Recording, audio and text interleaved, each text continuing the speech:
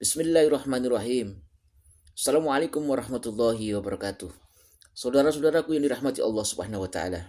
Jangan heran kalau saat ini para habaib yang merupakan dzurriyyah daripada kanjeng Nabi Muhammad sallallahu alaihi wasallam diragukan tentang nasabnya tersambung kepada Rasulullah sallallahu alaihi wasallam.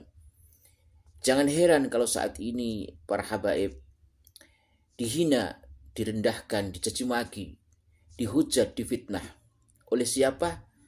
Oleh mereka para pembencinya. Para pembencinya ini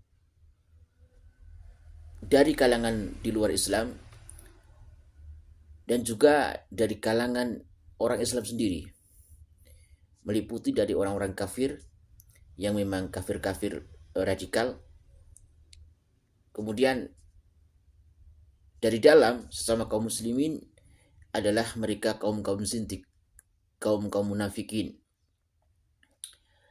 Kemudian kaum-kaum hasidin, fi qalbihim maradun, yang ada penyakit di dalam hati mereka. Saudaraku, tidak heran bahwa keadaan yang saat ini dialami oleh para habaib yang ada di Nusantara ini bukan hanya di Indonesia. Di Yaman sendiri banyak yang tidak suka dengan para habaib.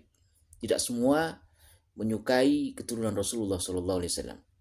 Bahkan di Saudi, bahkan di mana-mana, di negara manapun, di situ ada habaib, pasti ada juga yang tidak menyukainya dan ada yang memusuhinya. Tidak usah heran bahwa keadaan yang seperti ini juga dialami oleh datuknya, yaitu kanjeng Nabi Muhammad Shallallahu Alaihi Wasallam. Keadaan dihina, dicaci maki, direndahkan, bahkan diragukan tentang statusnya, status kenabiannya, ya, tentang misi kenabiannya pun, kerasulannya pun diragukan, bahkan tidak dipercaya, dilawan, dihujat, dituduh sebagai orang gila,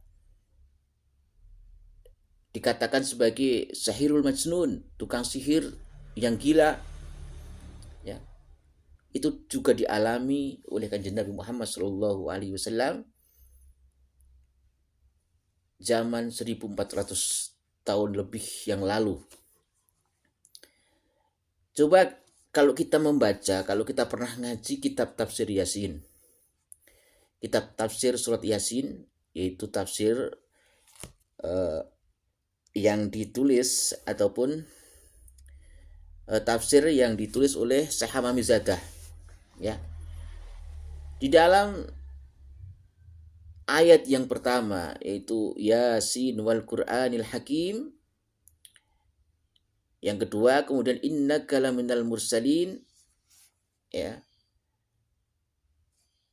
Di dalam tafsirnya adalah hadi suratu utawi kiki surat Yasin iku makiyatun bangsa Makkah. Bahwa surat Yasin ini makiyah, artinya turun di Makkah. Wa sababu nuzuliha utai sebab tumurune surat Yasin iku annal kuffaro. Asbabun nuzulnya adalah dulu annal kuffaro qalu, mereka orang-orang kafir mengatakan inna Muhammadan, sesungguhnya Muhammad itu laisa binabiyin, bukanlah nabi, wala mursalin, dan juga bukan utusan, bal huwa, akan tetapi Muhammad itu hanya yatimu Abi Thalibin, hanya anak yatimnya Abu Thalib. Itu kata orang-orang kafir, orang-orang musyrikin. Apa yang mereka katakan? Wa ma dhahaba ilal maktabi wa ma ta'allama al-ilma minal muallimi. Muhammad itu tidak pernah belajar di lembaga pendidikan.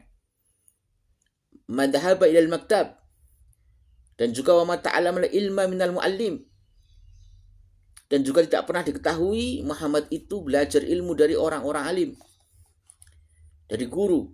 Fa kaifa yasiru nabiyan, bagaimana mungkin Muhammad jadi nabi? Itu kata orang-orang kafir. Jadi gak usah heran kalau sekarang ini yang diragukan nasabnya, disuruh membuktikan melalui tes DNA yang katanya nasab Alawi itu ada sangkoan, dipalsukan oleh kelompok-kelompok mereka pembatal nasab ini, maka fakana al-kufaru musyrina fi inkarihim, maka orang-orang kafir di masa itu yang meragukan kenabian dan kerasulan Nabi Muhammad SAW tetap berada kepada kekufurannya, keingkarannya. Kemudian Allah menjawab, faradallahu ta'ala qaulal kufari. Kemudian Allah menjawab semua pernyataan-pernyataan para pencaci maki, penghina Rasulullah yang meragukan tentang kenabian dan kerasulan Nabi Muhammad SAW. Kemudian wa anzala hadis surata, kemudian turunlah surat ini, yaitu surat Yasin. Sebagai apa? Wasahida bidatihil jalil.